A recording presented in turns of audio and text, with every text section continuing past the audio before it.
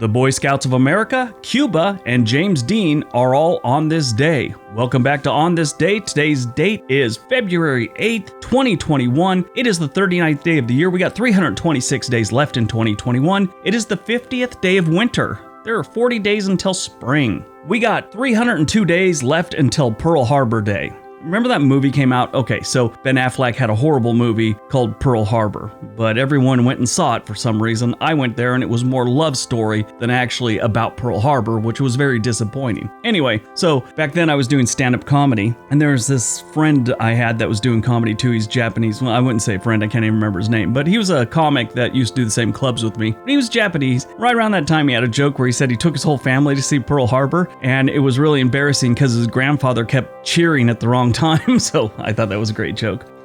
Today is National Kite Flying Day.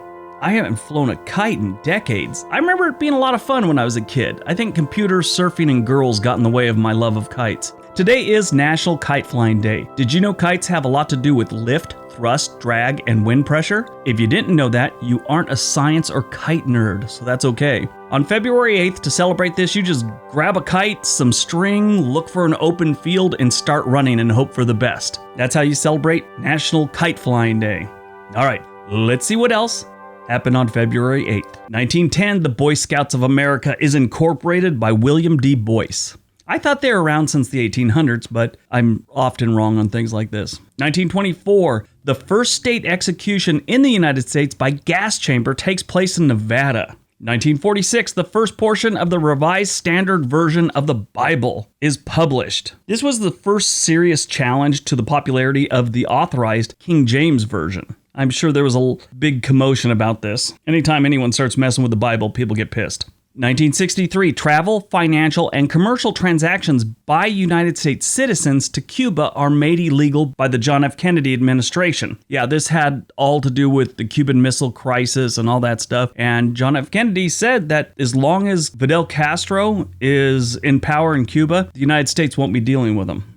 1983, the Melbourne dust storm hits Australia's second largest city. This was the result of one of the worst droughts they'd had in forever, and they had severe weather conditions that day. This dust cloud enveloped the entire city, turning day into night. They said it was as dark as night, and no one was outside, and if you were outside, you had to wear a mask. It was apparently pretty rough.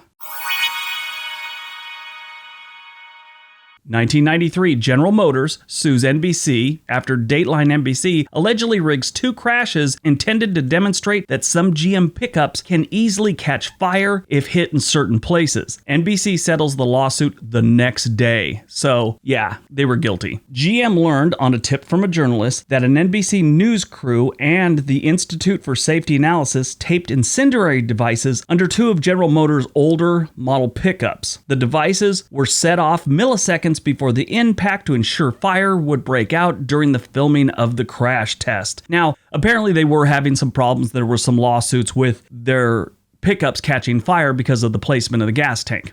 Well, Dateline was just basically trying to demonstrate this, and they didn't want to crash 50 cars trying to make one catch fire, so they just made sure it could catch fire for the filming. GM had the problem with this, but they didn't need to do that. GM had received pictures of the devices being taped to the truck, so in legal terms, it was pretty much a slam dunk. As you can imagine, this caused both GM and Dateline to take a hit in the reputation department. Dateline deserved it. They cheated, not GM. I mean, GM had some problems with it, but this was sneaky and underhanded. 2013, a blizzard disrupts transportation and leaves hundreds of thousands of people without electricity in the northeastern United States and parts of Canada. I remember that was a rough one. There was total blackouts. That was pretty scary. Movies released on February 8th. Fool's Gold. This was a really good movie. It was enjoyable, it was cute, it was entertaining. It was Matthew McConaughey, Donald Sutherland, Kate Hudson, and Kevin Hart. Great movie. Anyway, it's about this group of people living in the Caribbean and they're looking for gold and these other guys are looking for it. And it's like, got a little chaos, got a little romance, got a little sexiness,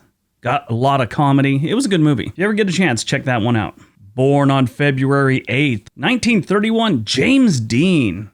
Yeah, James Dean was born in Marion, Indiana, and became an iconic actor in his short life. I don't know if he was a good actor. He wasn't really iconic till after his death, I think, and that's what kind of made him legendary. He died at the age of 24 on a road outside of Cholame, California in 1955. I used to drive by that intersection all the time. That was 20-ish years ago, and it was still the same dangerous Y intersection that earned the nickname Blood Alley. Yeah, it was a single car, well, not single car. Someone cut in front of him to do the Y intersection. He lost control of his car, flipped it over, convertible. He'd apparently been drinking too, and he died. They got a nice little memorial there for him, and actually the intersection is technically called James Dean intersection. Well, I don't know if it's technically, but they got a plaque up there. By Caltrans, which is the California Highway Department, they put a sign up there. It's James Dean intersection. Pretty sad. Only 24. Died on February 8th, 2007, Anna Nicole Smith. She was so attractive. When she was a model,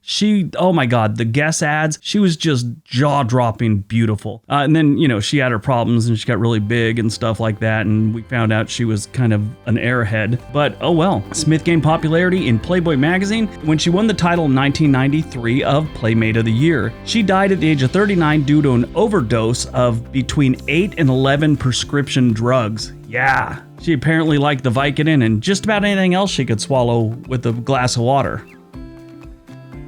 All right, that's today's video. Hope you guys enjoyed it. Now go out, do something productive with your day, be nice to each other.